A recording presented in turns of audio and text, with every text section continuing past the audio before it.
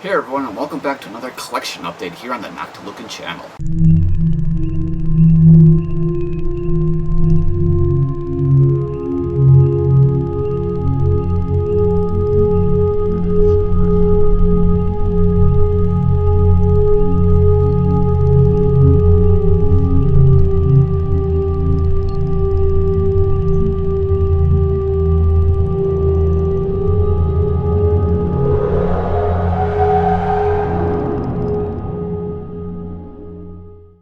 Today I'm going to talk about the new 156 album, and you may remember 156 from the third episode of the Inner Sanctum, where I reviewed his album Memento Mori, which was a very interesting album, which was created entirely using just human bones. And since that I got that album in the mail from Adel Souto, the sole creator of the project, it's sort of been an ongoing joke that, an ongoing joke between me and my wife that one day he is going to come back to our house and he's going to take our bones and use it in a future album because he, has our address and everything. And so far that hasn't happened, and as it turns out, I got the new album from him from Arvo Zylo and No Part of It Records, which is the label it's released on. So the new album is called An Accidental Exorcism, and it's released just recently on No Part of It Records.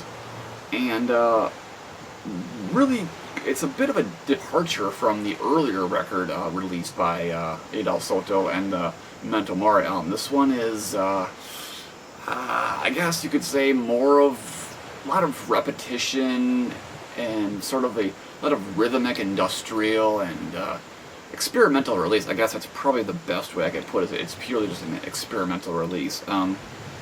There's no real easy way to sort of narrow and explain what these songs are, or what sort of musical genre they fall into. It just would be simple, easy enough, just call them experimental music. So I'm going to read the bio, which is on the Bandcamp page, to give you a little further insight. On this new full length, An Accidental Exorcism, 156 returns to his original experimental industrial sound, but with an added flair. Though the music on this is still in the spirit of early Einsters in die Neubauten, Test Department, Crash Roadtrip, and Zeb, 156 has added the use of synthesizer on some tracks while still staying away from outsourced samples as well as sounds used are strictly recorded by collaborators. On this newest release, 156 pays homage to minimalist horror movie soundtracks while still sounding like a drum circle in a rusty junkyard and staying true to the meditation music for metalheads motto.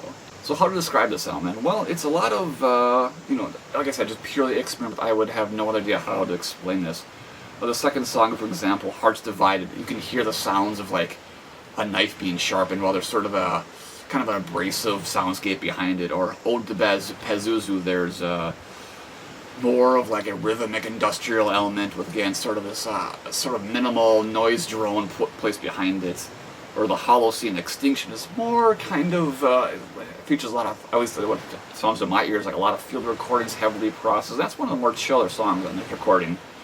Whereas Whirling is, again, just sort of this sort of, marshaled industrial sort of song, but kind of lacking like those, like neoclassical elements you sometimes see in that scene. But it definitely has that sort of militant sound to it. And it's an interesting song, but what I really kind of, like, every time I listened to this song, I kept wanting like there to be a little more substance to it. Like, it's a cool song on its own, but I wanted there to be like some scream vocals or a sample from a movie or something like that. So, Adel, if you watch this video and you ever need someone to like scream or recite poetry or some shit like that over one of your songs, definitely let me know, because I would totally be interested in doing that. A few other interesting songs on this record are Cerberus Howls, which basically sounds like, I guess like a loop sound from like a factory or something like that, real heavily industrialized with sort of a rhythmic industrial percussion placed behind it, or a command move. Kind of has a similar, kind of industrial, definitely industrial, old school classic, like 80s industrial is really like what this album is all about. And really, that's a lot, kind of like the main influence for 156 too. When a City Stops is another cool song. It's just sort of a very, soundscape-ish, industrial, ambient kind of thing. It's a little abrasive, but nothing that's going to, really offend the ears if you're not really that, like a seasoned veteran with noise music or experimental music. If I had to compare this record to something, and other than like the obvious influences that I mentioned earlier, to me it kind of reminds me a lot of the first Silent Hill soundtrack, which was composed by Akira Yamaoka. And I mean, a lot of what he did on that first soundtrack was very, very like industrial, lots of heavy percussion and stuff like that. That first soundtrack, even though I like it quite a bit, it's very different from the other ones he did. That one was very like, you know, lots of percussion, lots of very menacing vibes to it. You know, that was one of the things I loved about that video game so much. I'd spent, you know, 20 years since I played it, but I still remember the soundtrack well, and have the soundtrack in Holding Close too. But you know, that lacked a lot of melodic qualities, and it was very repetitious, and that's really the vibe I get from this album. It's very repetitious, and it has a lot of that similar, you know, similar vibes to it. And you know, if you talk about the old Silent Hill soundtrack, I have no idea if Akira Yamaoka was, you know, actually influenced by old industrial bands from, you know, industrial experimental bands from the '80s or not. That's, you know, anyone's guess. But you know, he definitely got that sound done really well in that soundtrack. And I feel like Adel, you know, captures that same sound that was present in that soundtrack. And you know, of course, you know, as I mentioned earlier, this album was influenced by minimal soundtracks, so maybe that was an influence from. Who knows? Other than that, I don't. It's kind of hard to pick up on, you know, obvious, you know, kind of movie soundtracks. Usually, a lot of movie soundtracks have more of a melodic quality, you know, to them, but you know, maybe I just haven't watched the right movie to really kind of identify, you know, his influences and sources for his album. But nevertheless, it is an interesting album, and you know, I guess the only thing that kind of holds me back from totally enjoying it is that I wish it wasn't as repetitious, because, you know, some of these songs are like in the 4 to 5 minute range, and after you get to like the 2 or 3 minute mark, it's kind of like, okay, kind of, you know, you made your point, I guess, so to speak. That's how I feel. So it's not really, you know, I feel like the album probably could have had a few minutes shaved off of it, but nevertheless, all in all, it's not really that long of an album. It's only like 40 minutes, so whatever. And other than that, yeah, I mean, it's cool to see, you know, a progression in Adel's music. You know, it's definitely not exactly the same as Memento Mori, and as far as I know, it's not exactly the same as any other album he's done. So that's, you know, definitely a mark of a great artist who wants to progress, even though it's still kind of within that old school industrial and experimental territory. Well then, let's take a look at the artwork, shall we? So once again on the artwork we have a collage by Bradley Koke. A really cool one. Again, I like this one quite a bit. I see tentacles, I see a little girl, I see writings, I see the 156 logo, and a bunch of just really surreal, crazy, nightmare shit. You know, just a really cool collage once again created by Bradley Koke. And then on the back cover we have sort of a dystopian city kind of scape, I guess. That's kind of what I thought when I first saw it. Really cool. And then on the CD we have, I don't know, more crazy shit. Yeah. I don't know what to say about that. And then on the back cover we have the track listing, another cool collage from Bradley Koke.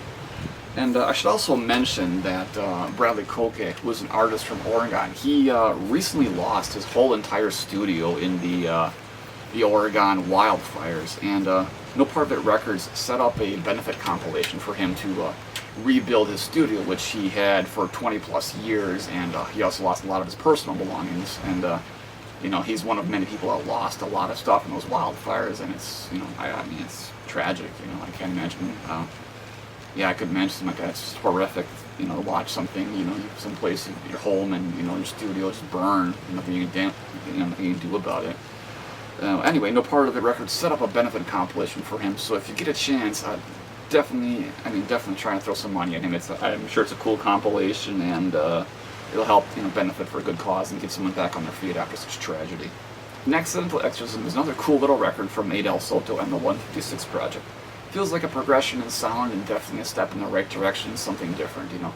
Again, you get that, you know, heavily experimental and old school industrial and rhythmic noise kind of vibes going in this one, and intermingled with sort of like a, you know, very minimal movie or video game soundtrack kind of atmosphere. And it, like I said before, it could definitely benefit from samples or, you know, spoken poetry or screamed vocals, any of that kind of stuff would, I think, definitely make it more engaging, but on its own, it's still interesting and definitely a record I would throw on, you know, once in a while just to, you know, check out. So, again, that's 156's and Accidental Exorcism on the No Part of It record label from Arvo Zylo.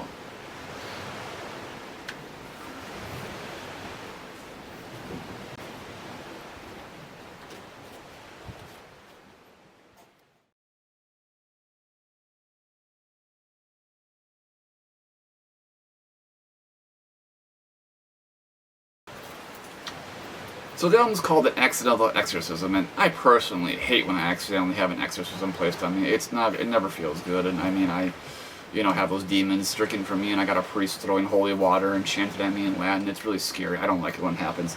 And I don't think you'd like being exorcised either, because we all know you're pure evil too. But, So the new album's called An Accidental Exorcism, and I for one do not like it when I get exorcised and get my demons out of me. Well, whatever.